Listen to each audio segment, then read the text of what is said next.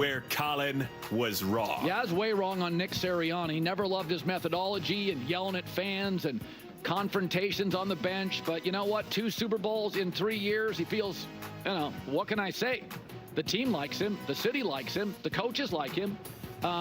He's a little bit emotional. Well, so was Bill Parcells. I made a mistake of thinking that everybody coaches the same, and they don't. There's creative guys like Andy Reid. There's more rigid guys like Bill Belichick. There's more emotional guys like Dan Campbell and Nick Sirianni. And then there's more stoic guys throughout the league. So everybody coaches different, and I have learned my lesson. Colin Cowherd has learned his lesson. But then later in the show, he says, I don't know how good of a coach Nick Sirianni is, so he can't make up his mind. Yeah, listen, I've highlighted all of them at this point, but I want to keep rocking with a lot of the Eagles content, this week, because there's been such a lack of it.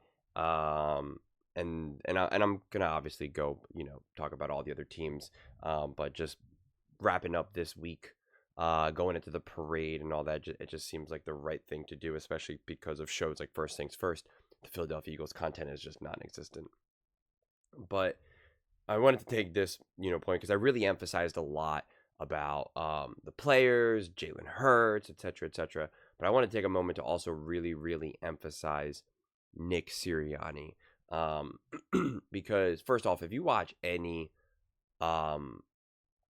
post-game interview from the players, especially the ones that are like immediate, when they're on the field, there's still like confetti flying around, little kids running around, like those types of interviews, like every single one of them talk about coaching. And Dickerson, the one interview, was probably one of the more telling interviews about Nick Sirianni, where he said, we had a plan that we were going to treat this game 0-0 no matter what the score was. And just that level of intentionality and understanding and readiness, like that's what a Sirianni brings to the table. When I showed you guys clips before of how Travis Kelce was trying to start stuff throughout that game, he's trying to start stuff with CJ Gardner-Johnson, Jalen Carter, players that he like that's what Travis Kelce's trying to do intentionally, because he knows Jalen Carter can get a little wonky, and same thing with CJ Gardner-Johnson. I mean, CJ Gardner-Johnson got thrown out of a game, so he knows that. And CJ Gardner-Johnson, as soon as Travis Kelce tried to start stuff, CJ Gardner-Johnson puts his hands behind his back and just kind of goes like this, just a signal to everyone and the refs, I'm not doing anything, and it was just we're better than you. You're gonna try all your dumb antics. Best of luck, bro. Best of luck. It's not going to work. That's coaching. Those are the things that so many other teams failed to do. Failed to get their team ready to play, especially against the Kansas City Chiefs. Especially against them. And it's what Greg Olsen talked about, that a coach like Sirianni, yeah, he doesn't do the X's and O's and whatnot, but because of that, he can focus on all of these other little things. He knows how to ride the waves of the emotions, of the energy and all of that. And he can really lock into any of these tiny little details. And it matters. It really matters. And random players like Jalen Carter and CJ Gardner-Johnson, they need to be reminded quite regularly, hey, this Travis Kelce is going to try some of this stuff. Look at me. I'm looking at you right now. Going into this game, you will not partake in any of this. You will, look at me right now. I want to hear you say it. And they need it. They need that focus. They need that reminder. This is what they're going to try to do. During the regular season, you want to get all fired up, fine, whatever, man. Not in this game. I'm telling you right now. And it's again, often these guys are like kids. They need to be wrangled. And it's that's what great coaching can do. It cost the Baltimore Ravens in the AFC Championship game. I mean, it cost them a potential Super Bowl. Those things matter. And to me, like, that's where Sirianni really, really shined. And it's not always easy to see. It's not always easy to see. But when you see every single player post-game give it up to coaching and Sirianni and all of that, when they even tried to make a big deal out of, like, Sirianni and A.J. Brown in that game, even though, like, there was, like, nothing. I don't even know. I still don't even know what they were trying to act like, what was going on. And then you see A.J. Brown right there with Devontae being the one to do the Gatorade. I mean, like, if there was any semblance of a beef, A.J. Brown wouldn't do that. A.J. Brown would be somewhere else dancing, celebrating. They'd be like, hey, you want to do the Gatorade bath with Sirianni? I'd be like, nah, you got it, bro. Ask, so-and-so to go do it. Like, it's not, you know what I mean? Like, so there's obviously a tremendous amount of love and respect and all of that. So the constant, pushing out of Sirianni and trying to isolate him, was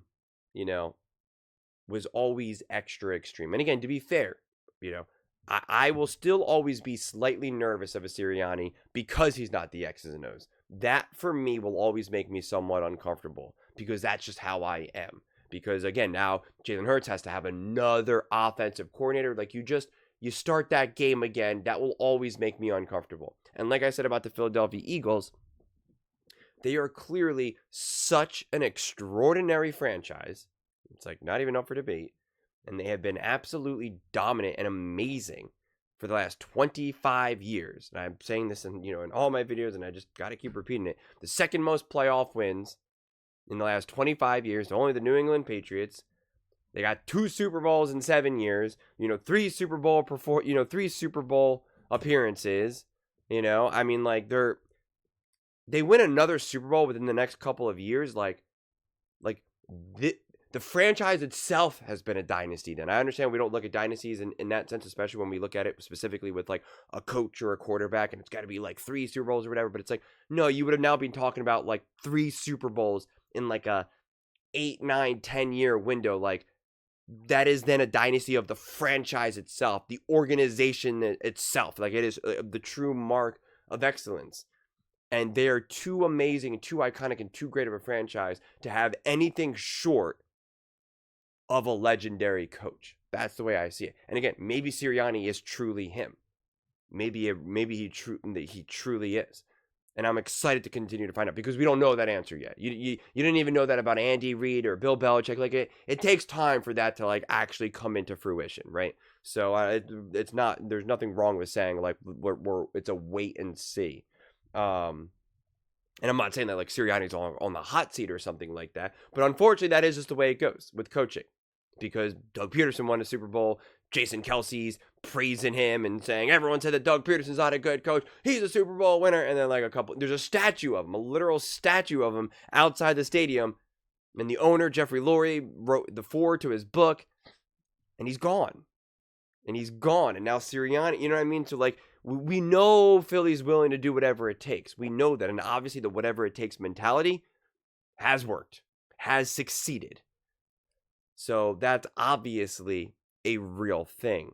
And so it's up to Sirianni to kind of really continue to solidify himself. And quite frankly, it's going to be like that for everyone. It's going to be like that for Saquon Barkley. It's going to be like that for Jalen Hurts. It's just the reality of sports, Jalen Hurts has one bad playoff game next season or the season after. People are going to be like, is Jalen Hurts holding back the Philadelphia Eagles? Saquon Barkley doesn't rush for 2,000 yards. They're going to say, is Saquon Barkley already getting old? Did the Eagles? Yes, the Eagles won the Super Bowl with Saquon, but the contract is really hurting them. That's just the way, that's the way it's always going to be in sports. It's the way it's always going to be in sports. The Philadelphia Eagles, really honestly, anything shy of them not winning the Super Bowl next year will be seen as them underachieving. And when you underachieve, you have to find someone to blame. Is it Jalen Hurts? Is it A.J. Brown? Is it Nick Sirianni? Like, it just is what it is, I mean, we saw that even last year. They went to the Super Bowl, they lost. They didn't necessarily blame anyone per se. I know Hurts got a little bit of the blame, but not 100%. And then that second year when they didn't do too well, they were like, who do we blame? We're going to blame the coordinators, but also Sirianni and also Hurts. But we're going to see what happens with the new coordinators and what happens. Now this past season unfolds, and We're still blaming Hurts. We're still blaming Sirianni. Even when they're winning, we're still blaming Hurts. We're still blaming Sirianni. Even when they're winning playoff games and on the road to the Super Bowl, they're still blaming Hurts, still blaming Sirianni. So it's like, I don't see that fundamentally going away anytime soon necessarily. I just don't. Maybe if they win again, then it's kind of like, well, they won too. Can we give this a rest? But, and again, I'm not saying from my personal view, like I'm just saying like how I believe the media and maybe even fans for that matter will kind of perceive all of this. But I just think, the fact that he has 2 Super Bowls, 2 appearances, won the Super Bowl, as his 4th season as a head coach. He's obviously has an awesome roster, but, show me the coaches that don't win. Show me the coaches that win without awesome rosters. It just doesn't necessarily happen. And, I think Nick Sirianni deserves a ton of credit. And he clearly got that team ready to play. The Philadelphia Eagles clearly understood who they were playing up against, what they needed to do, how they needed to do it, and any of the other tiny little details, the ins and outs of what the Kansas City Chiefs would want to do, from Travis Kelce trying to cause problems, from using the energy of the whole and using it as a rallying cry of the whole, Patrick Mahomes and the Kansas City Chiefs are pretty much believe that they're going to walk in to a three-peat. Like you could tell that this locker room was clearly unified. They clearly, truly feel like a family. Lots of teams say that. Not all teams actually mean it. And you can consistently see that the Philadelphia Eagles truly feel like an actual family. And a huge part of that is just the franchise itself, Jeffrey Lurie, Howie Roseman, but then also by extension, Nick Sirianni to kind of continue that from a coaching perspective. And that's how you win, man. That's how you win. You get the players, you get the culture, you get the game plan. Boom. It's hard to win when you're missing even just one of those links. It's hard. Without proper coaching, maybe C.J. Gardner-Johnson does start jawing with Travis Kelce. Maybe Jalen Carter does. And then again, before you know it, it's a 15-yard penalty. It's just things can kind of start to get ugly quickly. We've seen it again and again and again over the years, various games, and they matter. They absolutely matter. And the Philadelphia Eagles just didn't put the wrong foot down for even a second. And Sirianni deserves a tremendous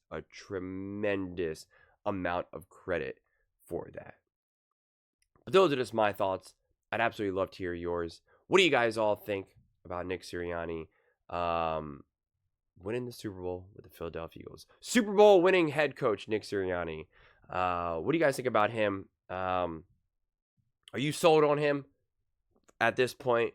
Do you think the media will be sold on Nick Sirianni? Do you think he's kind of earned the right for him to not constantly be on this hot seat? Let me know in the comments below. I read every single comment, so whether you agree with me or disagree with me, either way, let's get in some discussions, let's get in some fights, but ultimately, let's just have some fun. And please do consider subscribing. We are building an amazing community here, and I absolutely love to see you part of it. I want to build something that we all genuinely feel connected to, something that we're really excited to be part of.